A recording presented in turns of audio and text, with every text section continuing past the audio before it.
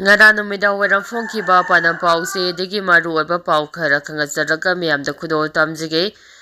ITLF na me ahumda separation day haina tharom pangthokadore Manipur da Maitai community tagi tokhai laikhiba chahi ani mapum pharakpa numit lagliba me ahumda kuki singna separation day haina tibungda leiba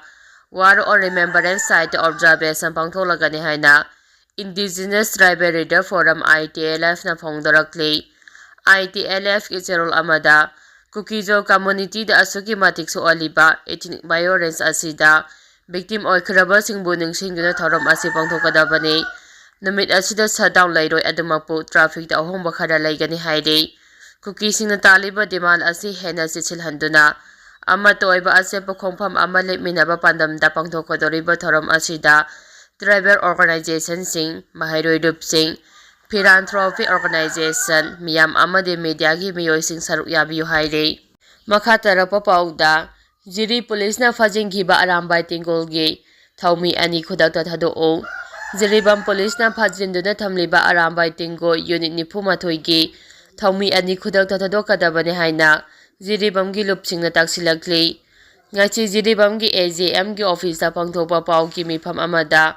WhatsApp ki president N Nibaranin hai Jiribamda arambai tingo unit ni puma thoina ni sagi mayokta changsilakliba khongjang asida singna bagaloinina jiribambu mangnaba kanglup khadana silakliba asi yaningde arambai tingo unit ni puma thoigi thaumi aniba asamgi kajardagi jarmi hoiseng kauba mioi amana maral sijilaga jiribam police ta wakatuna phan kiba thong kandem tawi jiribam police na phajinduna thamliba arambai tingo gi thaumi ani athubada condition amata yauduna thadokadabane Arambai tingol na jiribamdagi mayai kaba chinjak maru phangna muthanaba honariba asi jiribamda leiriba lengaki authority singna su saugatpiyo loinina jiribamda leiminariba furu kanglup singna su mapum phana saugatpiyo loinina jiribamda leiminariba furu kanglup singna su mapum phana saugatpiyo langi saitheng phangduna wana leiriba jiribamda atopa lamdagi mitop neklaga hena irang thokna bathabak khudakta lepkadabani Masi laiminariba furup singna tauba thengnarabaju khudakta tawbidanaba honabiyu haiki paugi mifam aduda AJM gi thomi sing JDO jiribam gi president N Sadananda saruk yaki makha tarakpa pauda Kashmir thaudokta chenaba singlemna tharoi Defense Minister ngarang Jammu and Kashmir gi Pahalgam da yamdrabada tourist kunga taruk nomai kaptana hatkiba thaudokta chenaba sing Lebna tharoi hana Union Defense Minister Rajnath na phongdokhre ngasi New Delhi da pangthopa paugi mifam amada Union Defense Minister Rajnath na terrorist ki thong adubo akamamongda condemn tawbaga loinina thawdo asida chenariba amadi masibu chathanaba aroma tharang tawriba sing lemna tharoi hauji army amadi police na paksana thi hombagi thabak chathare hauji mafam aduda armed police personnel sing lising kaya thajingkhre checkpoint kaya hangdopaga loinina searching vehicles sing thajingkhre haide amaramda ka hena masak khangdabana militant group ama oiriba Kashmir resistant kauba group amana ngarang attack adu makhona chathabani haina social media gi khuthangda claim tawrakhre haide social media da thadorakpa warul aduda Jammu and Kashmir da Insider Meetup lising marpuga manga hena khunda silakpana mafam asida demography da asoba sapu ama pirakli haide Ngarangi attack adu makhudu nongmai paiba mioi marina lam koifam ama oiriba Himalayan Federal Territory Pahalgam ge lamang amada masing thingamdana nongmai kapsinduna tourist kun taruki mathakta hatkibani laikhidaba sing aduda Indian kunga manga amade Nepalese national ama yaure kumjali sing aniga subna Nepal da Mumbai da thokiba nongmai kapsinbagi thawdok matunga rangi aduna khwairegi hena sathiba thawdok ama oiri Lebak thiba thawdo adugi pau phangbaga Saudi Arabia gi khongchata lairiba Prime Minister Narendra Modi mahagi khongchat numit nini da tensinduna ngasi New Delhi da halakre mahakna hek halakpaga mahaka National Security Advisor Foreign Minister amasung atai makok thongba official sing saruk yaduna mifam pangthokhibaga loinana Special Security ki Bene meeting ama athubada pangthoknaba su khangankhre haide makha tarakpa pauda Governor na luchingina khongjom langi athauba singda ikai khumna khre haukiba tha khara asida Manipur da mahoksagi punsida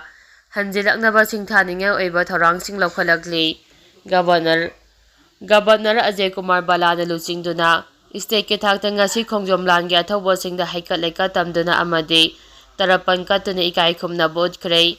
ngasi April 16 khongjom lan ningsing numita khongjom gi kheba singthakta lairiba khongjom wal memorial complex ta Governor Ajay Kumar Balana luchingduna miyamna kumjali singma chani pamogdraga mathoi Angro Manipur waragi khongjom lamphamda pauna brajabasi yauna lampham asida thawana pontha pi khraba athawa ipai pu singi mafamda haikat leka tamduna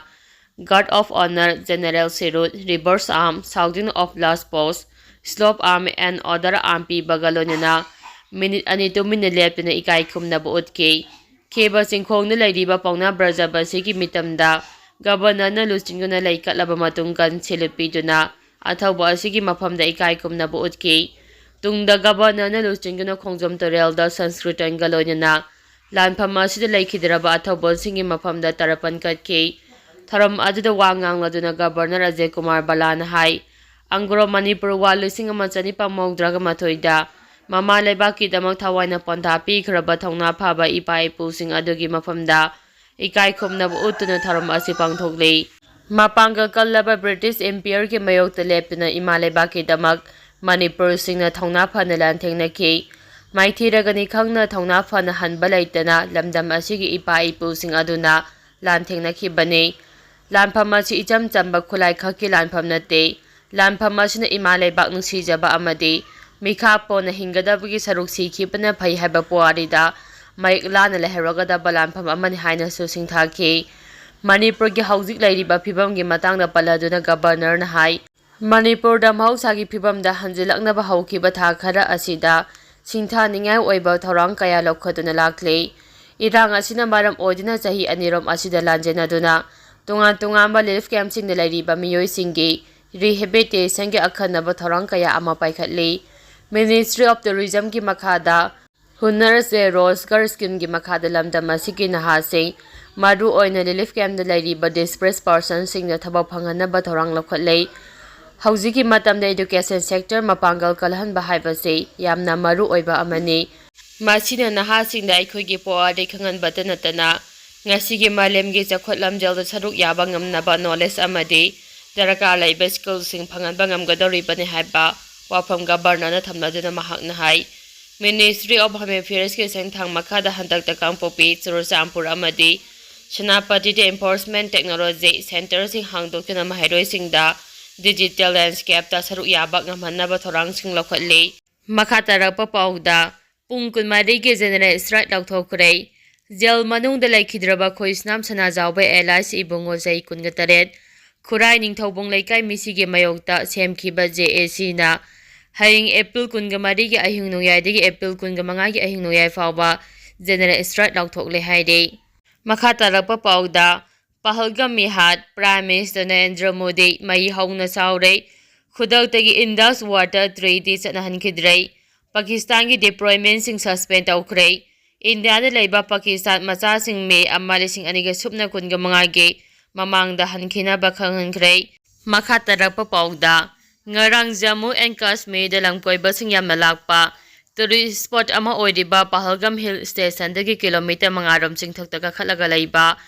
Cyberan haina khangnaba mafamda Pakistan dagi changsilakibani haba afaba makhalgi naumaising paiba terrorist karana foreigner ani yauna miyoi kunga taruk naumaina kapna halamba thaudoki matangda Prime Minister Narendra Modi mai houna saokhre makhatarapa pauda terror attack nupa singe khungrau singthaduna Hindu ra haina yengki puarida khwaidagi maithiraba Home Minister phamthadokadabane